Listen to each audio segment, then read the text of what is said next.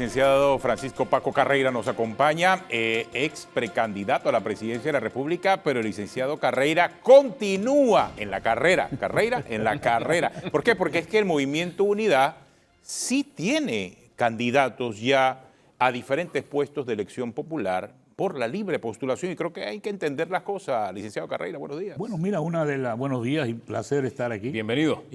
Una de las diferencias que hay entre la candidatura mía y las candidaturas de algunos otros es que ellos no tenían una estructura de candidatos, no es que no tenían apoyo de algunos, pero en el caso nuestro nosotros presentamos 286 candidatos a nivel nacional. En este momento tenemos 84 candidatos confirmados, 14 diputados, 27 alcaldes y 43 representantes. Encima de esto hay 14 candidatos que están en el puesto número 4.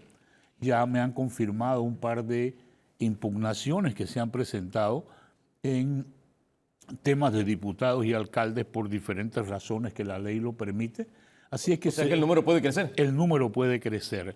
Y esto es lo importante, porque a la hora de hablar aquí de cualquier cosa, lo más importante para mí es que los candidatos tengan la oportunidad de participar en el torneo y de hacer lo que se hizo. También hay un elemento adicional que lo mantiene usted vigente, y usando el término beisbolístico sería que usted está en el cajón de espera, porque usted fue el cuarto con más firmas recogidas, e incluso el tribunal le pidió que presentara una candidata o un candidato a un compañero de fórmula en la vicepresidencia, porque ya anteriormente ha ocurrido el fenómeno que un candidato con firmas dice yo me bajo. Entonces, si eso ocurre, usted estaría entre los candidatos por la libre postulación. Es correcto, eso fue lo que el tribunal me manifestó el mismo domingo cuando ellos estaban haciendo las llamadas a los 3 precandidatos que habían pasado por el número de firmas, y me pidieron que presentara una compañero de fórmula, una vicepresidenta o vicepresidente para el día lunes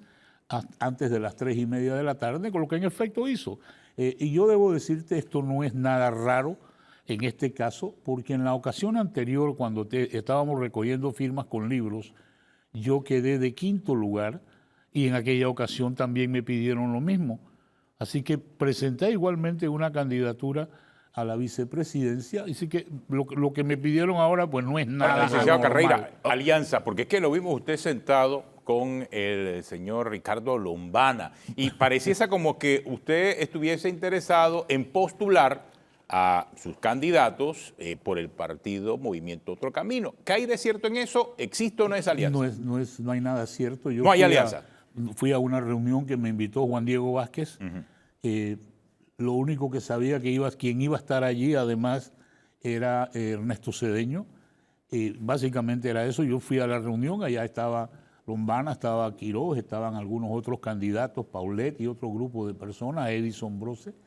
Y esa reunión fue para hablar de temas nacionales. En ningún momento se habló de ninguna alianza. Yo no he conversado en ningún momento de alianzas con nadie.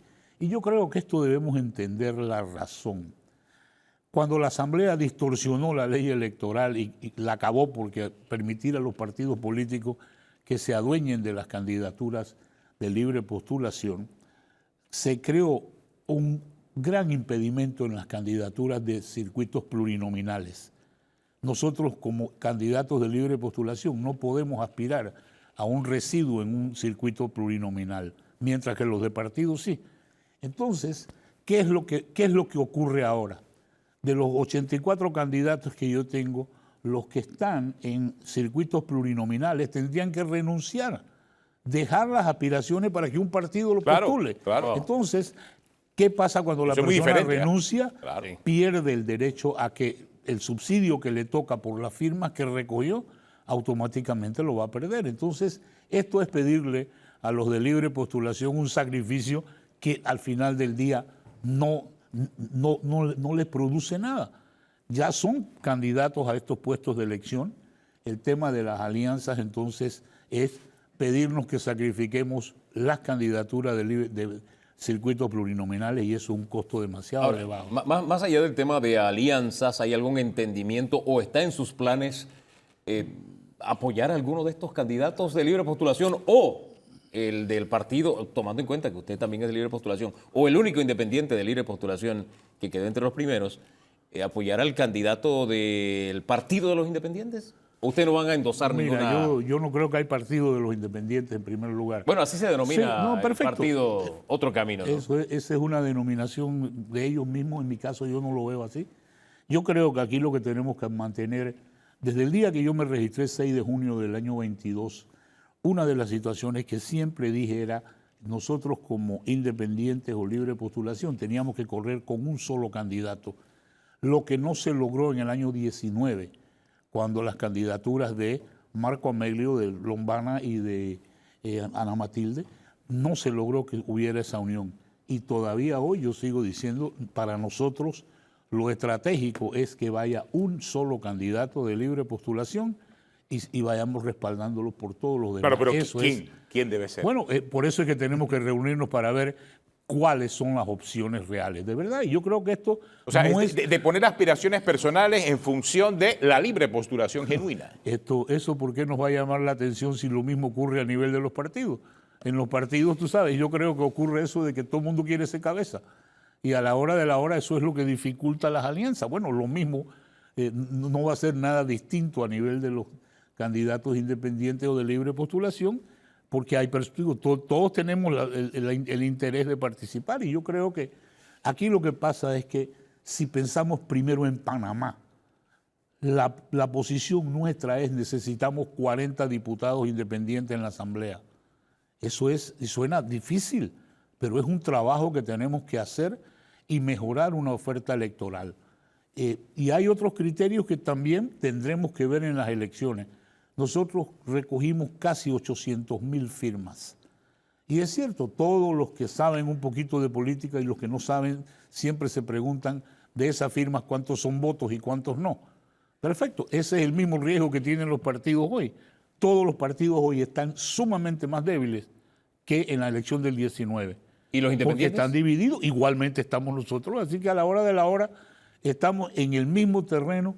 No es fácil hacer una alianza entre los candidatos independientes, como tampoco es fácil hacerlas a nivel de los partidos políticos. Oye, y entre los de libre postulación es todavía más difícil porque digamos que ahí está la única corriente, ideológicamente hablando, que está ubicada en la otra orilla de lo que Panamá tradicionalmente siempre ha sido. Bueno, yo no me oculto para decir, nosotros no en ninguna manera vamos ni siquiera a conversar con el profesor Agordón y el grupo de izquierda. Tenemos una diferencia ideológica demasiado grande y esto pues no está dentro de la... ¿Ya ahí eso rompe la posibilidad de unidad? Por supuesto, lo que pasa es que no todos están en el mismo plan. Los que quedan entonces veremos a ver qué pasa. Licenciado Carreira, también nos gustaría conocer su opinión sobre la reunión que va a tener el Parlacén hoy para, al parecer, incluir a los hijos del expresidente Ricardo Martinelli como ya miembros, diputados suplentes del Parlacén. ¿Qué piensa usted de eso? Mira, yo escuché ayer las declaraciones del diputado Cortés y eso me llamó mucho la atención porque recuerdo que en julio del año 20 hubo una prohibición a solicitud de una fiscalía en Guatemala para que ellos no fueran juramentados por el trámite que existía en ese momento de extradición. ¿Esa prohibición sigue vigente? Eso es la primera pregunta que yo me hago. El señor Cortés en ningún momento se refirió a eso. La directiva del Parlacén ordenó que no se hiciera la juramentación. Si esa orden está o no vigente, ahora un grupo de diputados locales alega pues que los estatutos le permiten a ellos hacer lo que están haciendo de esa juramentación y en efecto pues si eso se da, lo que se está fabricando es una inmunidad para que los diputados Martinelli y Linares o los suplentes de diputado Martinelli y Linares sean entonces juzgados en la Corte Suprema y esto es afectar directamente el caso de Odebrecht. Ahora, así como la Fiscalía se activó en Guatemala, ¿no le corresponde al Ministerio Público en Panamá tramitar una solicitud? Por supuesto que sí. Le corresponde. Ahora ya estamos a horas, de verdad lo va a hacer. Y eso es un tema de, si hasta ahora esto no se había presentado, pues que se presente cuando ya hay un llamamiento, esa defensa no se ha esgrimido dentro del proceso, creo que pues ahí veremos una confrontación jurídica sumamente interesante. Si se reconoce esa defensa a estas alturas, no se reconoce, porque definitivamente esto tiene la intención de afectar el caso de Odebrecht.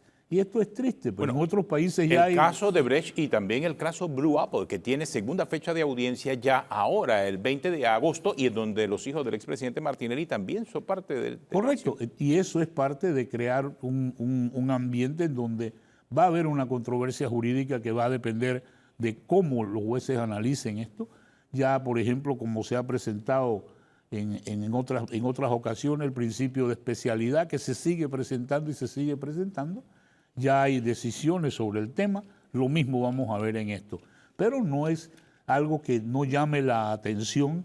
Y aquí lo que se permite es toda clase de especulaciones, lamentablemente, de un incidente como este de juramentación de ellos dos, que lo único que va a traer es intención de entorpecer en los procesos. Aunque es un tema de análisis y llama la atención por los casos que tendrían que enfrentar ante la justicia y que no lo harían por esta inmunidad, me llama la atención el tema del caso de Brecht, porque por ese caso ya ellos enfrentaron una justicia en otro país, se trató de echar mano de la inmunidad, no los protegió, y que la justicia panameña no pueda cumplir su labor precisamente por esa protección no deja más que llamar la atención, porque hubo una aceptación ante aquella justicia de la comisión del delito y se implicó a otros panameños también a propósito. Por supuesto, y eso es parte del tema que se va a ver, porque digo, la juramentación lo que va a iniciar es darle a ellos una situación en donde van a solicitar la inmunidad de diputados y el proceso requiere entonces que sean juzgados ellos dos, por lo menos en la Corte Suprema de Justicia. Mucho se ha especulado en las últimas semanas de entendimientos políticos entre el gobierno, candidato de gobierno, RM, y surge esto en medio de todo. ¿Hay derecho a pensar de que existe y de que esto es producto de ese entendimiento? Mira, Hugo, yo creo que esta situación lo que genera es una inmensa posibilidad de especular con respecto a eso, y una de las situaciones es precisamente esa. Se han hablado de ese tipo de acuerdo, que salgan los diputados del PRD, que son la bancaria mayoritaria dentro de lo que es el Parlacén, haciendo este planteamiento de que hay un derecho a juramentar, definitivamente que permite que se especule sobre toda clase de arreglos y de situaciones entre el RM y el PRD. Oiga, licenciado Carreira, gracias por acompañarnos. Seguiremos hablando de este y los temas de la libre postulación en Cuarto Poder.